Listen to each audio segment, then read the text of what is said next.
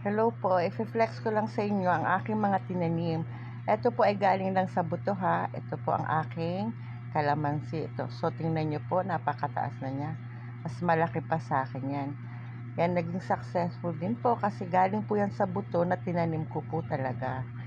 Kaya tingnan nyo, nakakatuwa. Ang laki na ng aking kalamansi.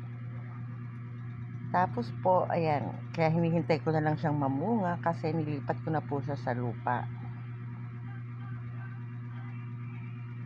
Ang sumunod naman po ay ang aking malunggay.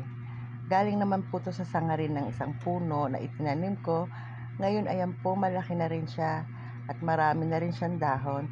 So talagang matutuwa ka kasi meron na po kayong gugulayin. Ayan po, meron na akong malunggay.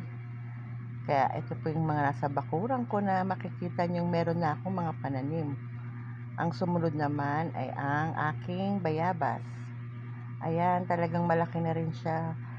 So, meron na rin po akong bayabas sa aking bakuran. Kaya pag namunga na yan, meron na po akong libreng bayabas. Nagagamit din po yan kasi imagine po yung dahon yan ay talagang mapakinabangan at ganoon din ang bunga. Buto talaga siya na tumubo. Ito naman po ay tuba-tuba, galing din po ito sa buto.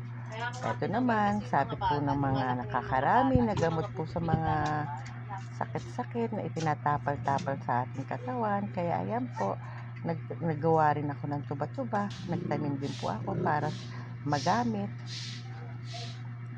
At ito naman ang aking sili.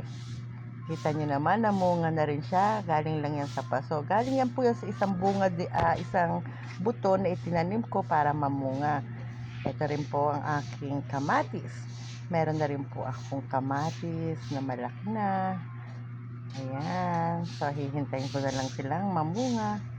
At syempre, ito yung minarkot na kalamansi. Kahit maliit siya, namumunga na rin po siya. Kaya ayan po, makikita nyo, meron na rin akong kalamansi na i-harvest. Maraming salamat po sa panunood. Kaya